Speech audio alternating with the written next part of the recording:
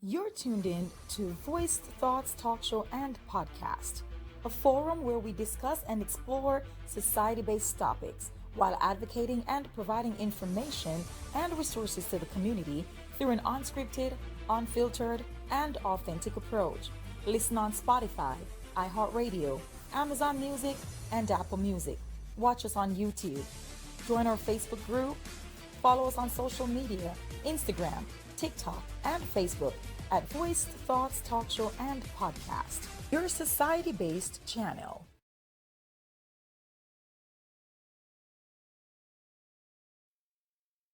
Welcome to another segment of Voiced Thoughts Talk Show and Podcast. I'm your host, Danette Mahabeer-Turner, and we have a very special episode lined up for you today. But before we get into that, allow me the opportunity to highlight our sponsors of episode 7. For a title sponsor, Exit Realty Key Group. Thinking about making a move in Western Kentucky, whether that's buying, selling, or investing, Exit Realty Key Group is a team you'll want in your corner.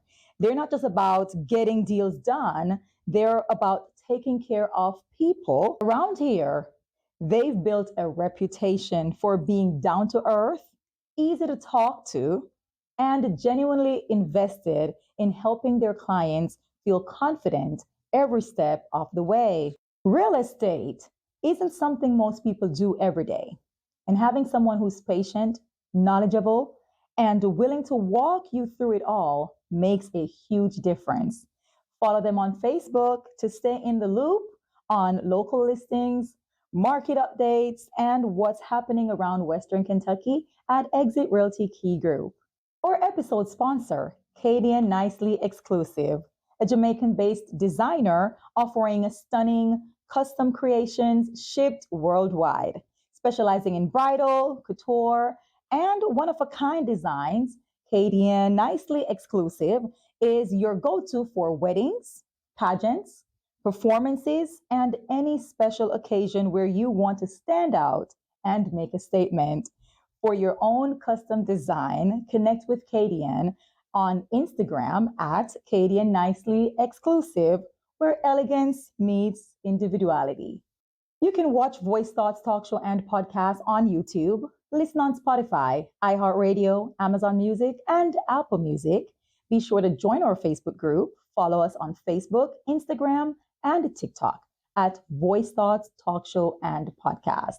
And for the moment we've been waiting for, today's topic, a song for Stephanie Stacey, Season 5, Episode 7, our special guest, Jonathan Althoff. Welcome to the show. Thank you. Glad to be here. Thank you so much for taking the time to do this with me today. Our topic, a song for Stephanie Stacey. Yeah. Can you share how you first came to know Stephanie Stacey and her family? Yes. Richard, I call him Dick Stacey. Most people know him, call him that. He and I were in a business called Prepaid Legal, which is now Legal Shield. And we started together, becoming friends through that. And after that, we became friends through other venues. And it's just been, I think it was 2009 when we first met. And he was really learning and trying to be a salesman through that. One of the things that happened was he wanted to introduce me to his family.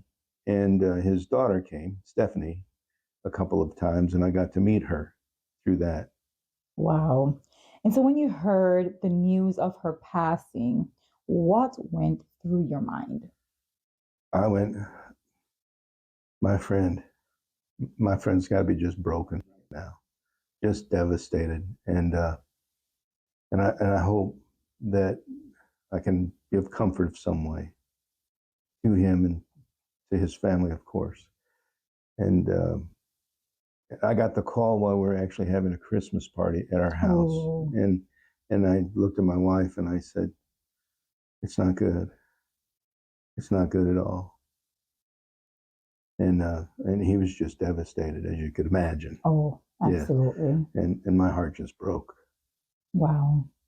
And so you officiated her service. Yes. How did you even begin to prepare for something so heavy? One of the things that happens when I'm looking at a funeral service is I look at what's the impact of this person in their life? What was the message of their life? And so I talked to Dick at length about her story, her life, what she was interested in, and all those things, because I wanted to present her as she was currently, not as the younger lady that I knew. And he gave me so much insight. And I kept saying, you know, that's such a big loss because you don't have that anymore. Wow. Yeah. Wow. Very heavy indeed. So what message did you feel led to share with the family and those who attended her funeral? The interesting thing about the funeral is there was a song that her daughters sang for the funeral and they played it. And I had no idea that they were going to do that. So while they were singing, I was like blown away that they were able to do that for the funeral. And I tried to convey that we need to thank God for her life, for her example, and we need to step up where she was filling in people's lives because she's not able to do that. Her children, you know, I can't imagine, you know. And so I didn't try to say anything about justice or injustice because that wasn't for that. This was about honoring who she was and the message of her life. And so as I prepared, I thought of what would it feel like for me if someone called me and told me my daughter had been killed. And I you know, from that pain of that, pondering that possibility, I said, I don't know how he's doing this. So I'm just going to stand here with him and say, I hurt for you. I hurt with you. Empathy, true empathy, and standing in that gap in a moment. Because there's just no way you can actually take pain from somebody. Man. You can only give them permission to share it. Now, I want to ask you, because, you know, I have a few questions regarding the funeral. I was not there because I was, you know, out of town and whatnot. But were there any moments during the service that really stayed with you other than the girls singing? Yes. It's not uncommon at a funeral service to see people grieving. But when I was reading the poem that I wrote that morning, I was having trouble because I was connecting not only to their grief, but some moments in my own life that were raw and still present. And so when I read the poem, the last two lines, I tried to record the audio of the service, but it didn't do it. I think the funeral home has it. But the last two lines, my voice is breaking. I can barely get them out because I'm just so moved by the grief and the pain I see and feel. And so that moment, I knew it's a good thing I wrote this because I asked Dick if I could do that. And he said, sure, that'd be fine. And so the topic today, a song for Stephanie Stacey. Yeah. I was reading the Paducah Sun newspaper, which I hardly ever get a chance to, and I shared that story with you. And my husband brought home a copy of that, and we were reading the story of her father, who was sharing his insight on what had happened in court maybe a day or so before that. And what caught my attention the most was there was a song written for the family and in honor of Stacey, right? Stephanie Stacey. And I saw your name, I saw the name of the song, and immediately I grabbed my phone and YouTubed it. I didn't know who you were. I didn't know if I was going to find it on YouTube or where it was. But typically that's where people go when they're looking for something. I typed in the name that's written in the newspaper and your name, and boom, there it was. My husband and I, we sat there, and it sounded like a country music song based on genre. We both love country music because we believe that they all tell stories. And we sat there, and every single word of that song, we were just like looking at each other. Every time I would zone out to listen to the words, we look at each other, every line by line.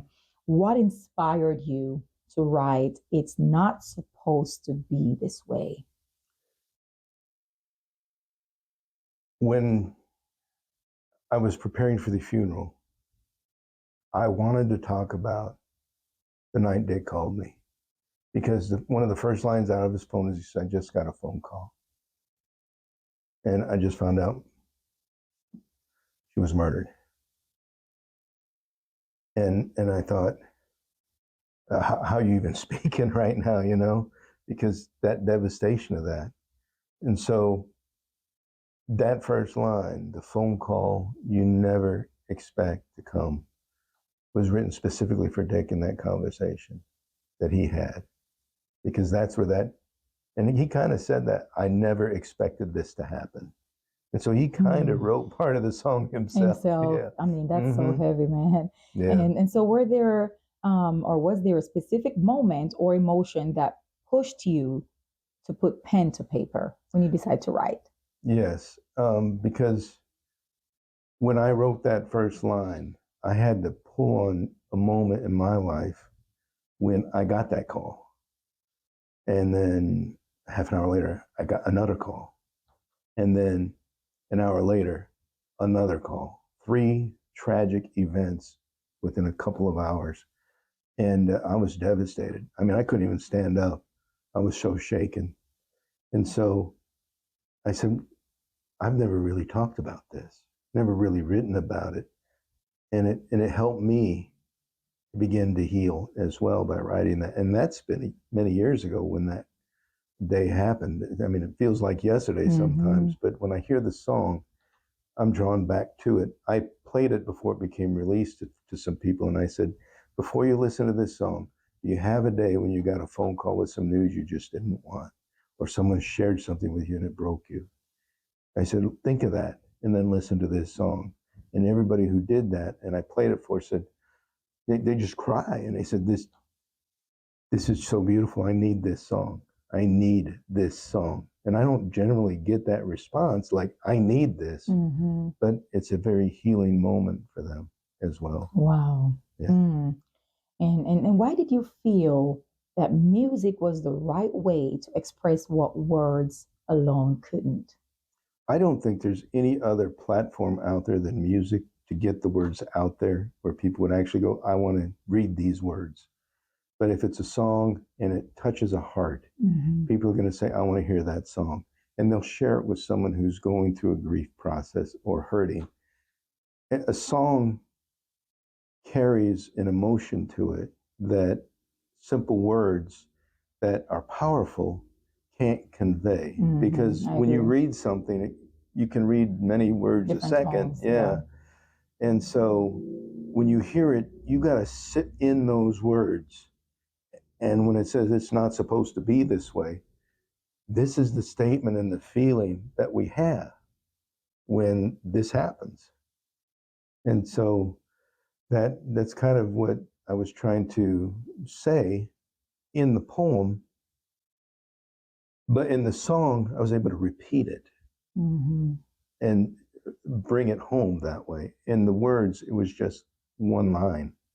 I will tell you, like, it is a really, really good song. And thank you. I see it going global. Let's just say that. And I hope it helps people. That's yes, it's going to heal a lot of people. A lot of people can, process grief through that song. Yes. Very powerful and deep. Can you walk us through the meaning behind the title? We could have chosen many different titles. I didn't expect this call, or it hurts, or you chose a title, It's Not Supposed to Be This Way. Yes. I wanted to capture the main line of the song, the main thought that we have when this happens. Because when we get that call and we're hurting so bad, we say, this isn't supposed to be like this. This is not what I wanted my life to turn out like. I didn't expect, for example, a child that dies before a parent. This is not how it's supposed to be. It's not supposed to be this way. And I've heard that so many times at funerals when a child dies before a parent. It's not supposed to be this way. The mom and dad are supposed to go first. And so that's a statement that many people will say in their lifetime, and they can resonate with it. And that's the one line in the song that repeats many times. Mm-hmm. I love that. Mm-hmm. And is there a particular lyric in this song that holds the most weight for you? The lyric, the phone call one, obviously that hooks us right away. But when I get near the end of the song, the tagline at the end, if you're really grieving, you can't even speak. And so it's supposed to repeat, it's not supposed to be this way, but it says it's not. It's not supposed to be. And you expect them to say this way. And it's just not. That's how we grieve. Those are statements from people who grieve. And that is kind of what we're doing. We're just devastated. It's not supposed to be. It's not. It's just not. Yes. Because we can't even find words. Yes. And so that is what really resonated with me when I wrote it. I put that specifically that way because that is how we become. Yeah, Mm-hmm. when we're hurting so bad, we can't even say what we're trying to say. We want to say it's not supposed to be this way, but sometimes the word just goes, it's just not. And that's all we can say. And those are 3 lines that I've heard people say that I've said. It's not supposed to be, it's not, it's just not. And there's rage, there's anger, and there's pain all in those 3 lines. So I think those are the strongest lines for me. Right. Other people may identify with different things. Wow. You wrote this song on behalf of the family. Yes. Right. Answer this for me. Who were you thinking about the most when you were writing the song? And how important was it for you to capture their emotion authentically?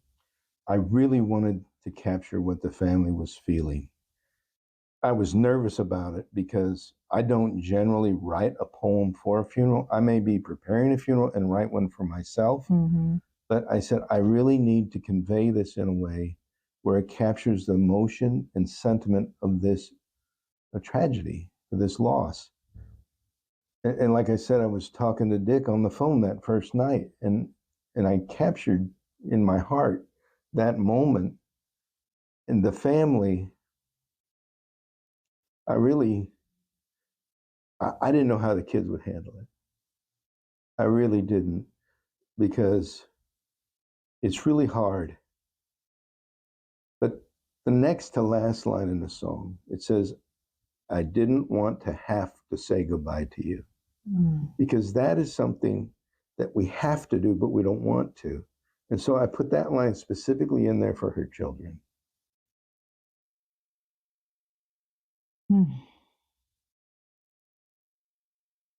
And thank you for asking these questions, because I never realized in the process of writing it what was going through my mind later. I didn't think about it, but I did think about the children when I put that last line in there. Yes. How did the family respond when they heard this song? Well, the first person I talked to about it was Dick. And I said, Dick, I want to take that poem and put it into a song. And I think it would be really good to put it out there and be a fundraiser for her children and to help people. And he said, that's funny that you said that, because he said, I have some friends in Nashville who I was trying to get to put that to music and sing it. And we were just beginning conversation. And when he heard the song, he said, that's perfect. That is perfect. He said, that is such a beautiful song. Thank you for doing that. Because I was nervous again, because I didn't want to put out something that was so personal to somebody and them not want it out there. And say, don't put my pain out there. Yes. But he said, this could help a lot of people. And he said, I don't know if this will happen, but he said there's a possibility that some folks in Nashville might take it and re-record it. Interesting. So that'd be fine with me. I would love to hear rendition of it where people actually embrace it to do that. Wow. What do you hope listeners feel when they hear it? They're not alone in their grief, that their grief is completely understandable. And someone knew about how they were going to feel that day and put their feelings into words because they didn't know how. Because sometimes we just don't have words. Mm-hmm. And so when someone listens to a song, I hope they feel connected to their own grief. To know they are not alone in it, that someone understands, and it's okay to grieve, however long it takes. Thank you for sharing that. And so situations like Stephanie Stacey's incident impact more than just a family. Yes. They affect an entire community. As you know, Yes. Paducah was heavy right before Christmas, 2 weeks before Christmas. What have you observed? Well, let me share a little bit about my experience at that time, because when he told me that his daughter had been murdered, we didn't talk much about anything but that moment. So it wasn't a real long call. I prayed with him, I believe, and then we hung up.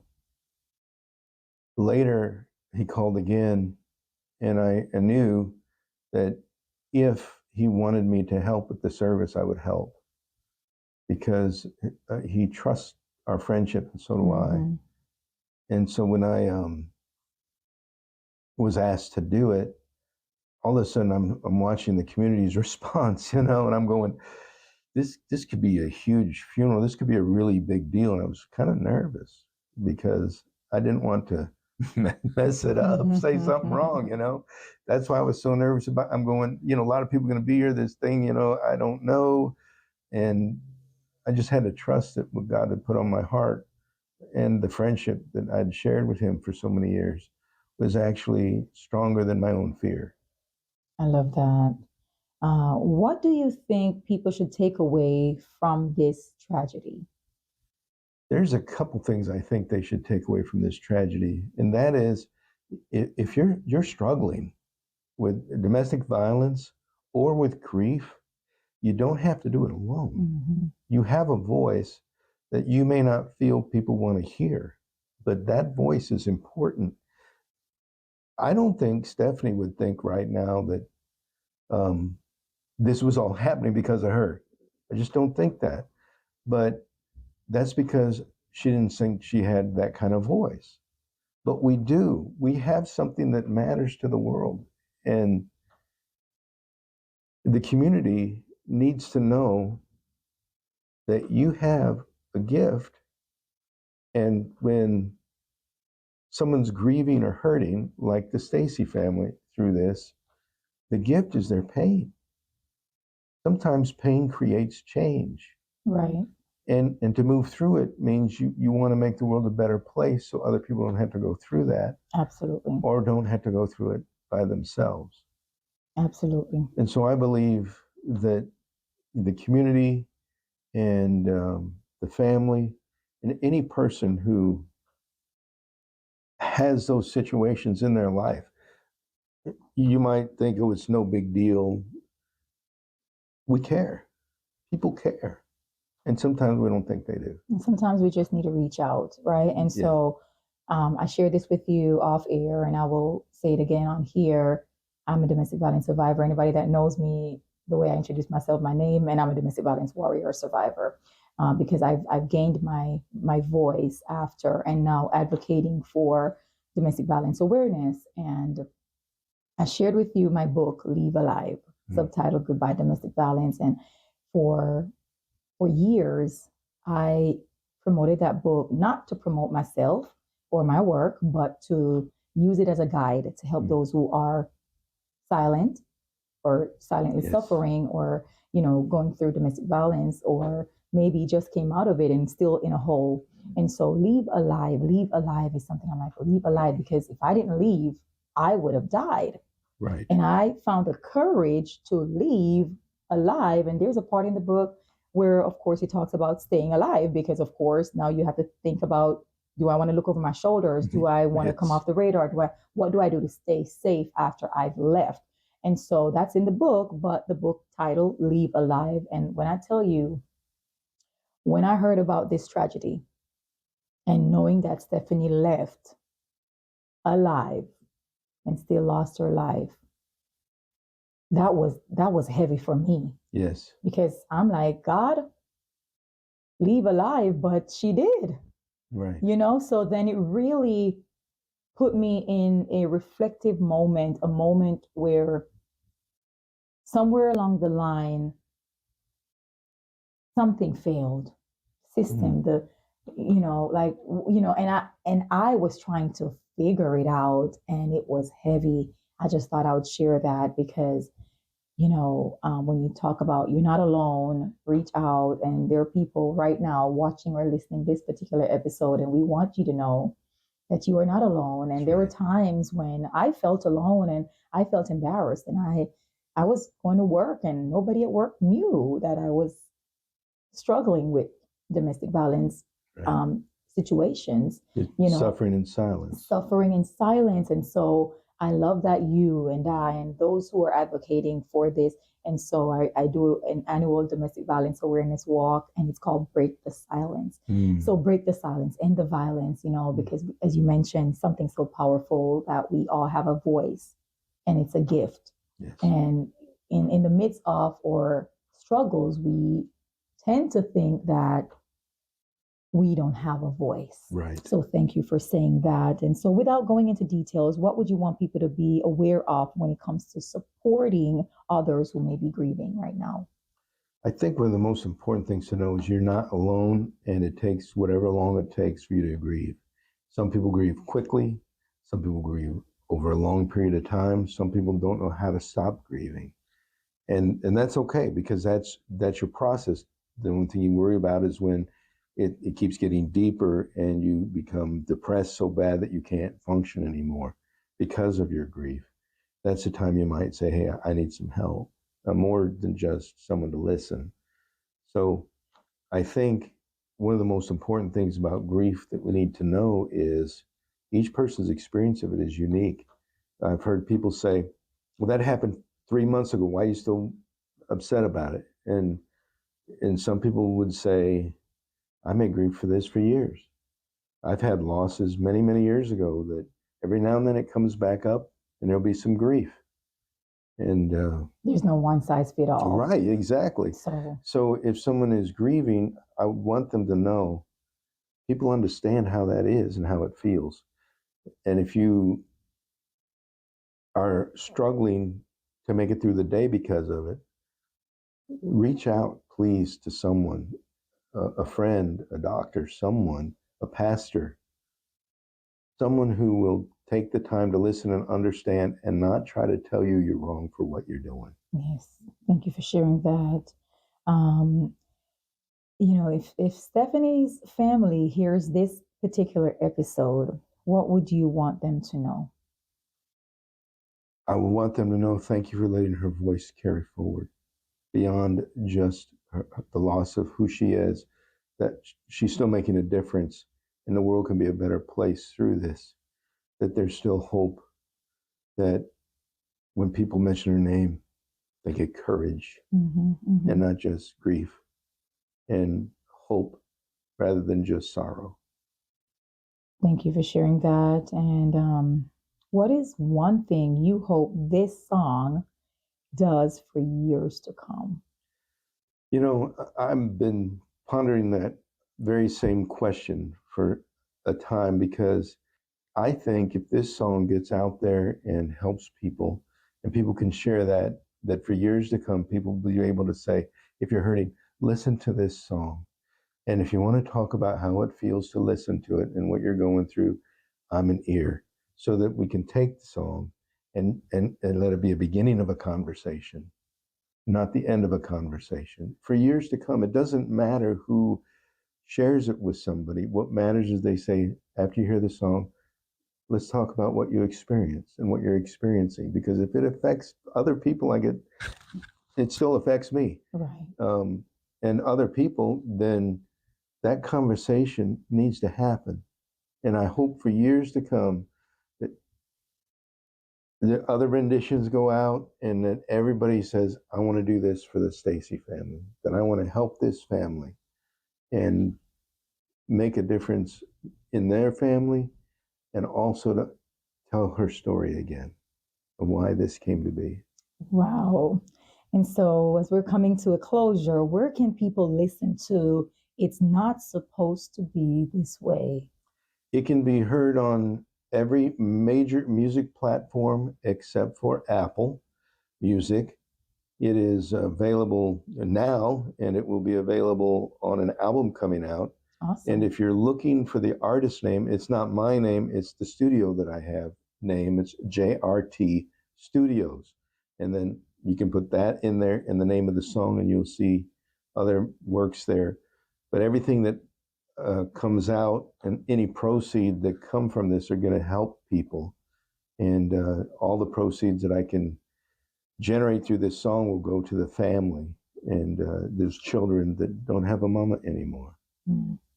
Jonathan, thank you so much for taking the time to speak with me on such a very heavy topic and situation, and the beauty that you've created out of such a tragedy. And I want to ask you a nice favor as we wrap up episode 7 of Voice Thoughts Talk Show and Podcast. So before we wrap up, do you mind playing us a few lines on your guitar of the song It's Not Supposed to Be This Way? I'd be glad to. Let's do it. Okay. Thank you for being here. Absolutely. You are about to listen to a production courtesy of JRT Studios, song titled It's Not Supposed to Be This Way.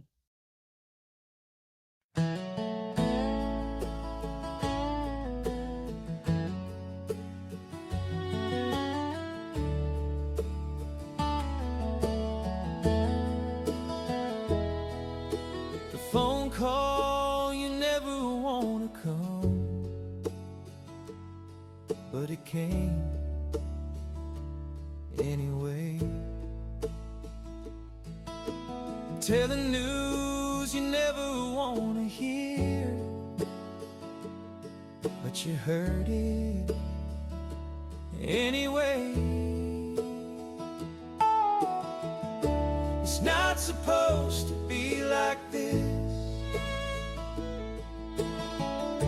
It's not supposed to be this way.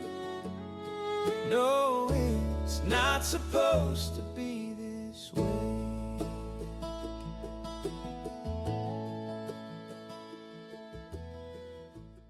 Thank you to our episode sponsors. Our title sponsor, Exit Realty Key Group. Thinking about making a move in Western Kentucky, whether that's buying, selling, or investing, Exit Realty Key Group is a team you'll want in your corner. They're not just about getting deals done, they're about taking care of people. Around here, they've built a reputation for being down to earth, easy to talk to, and genuinely invested in helping their clients feel confident every step of the way. Real estate isn't something most people do every day, and having someone who's patient, knowledgeable, and willing to walk you through it all makes a huge difference.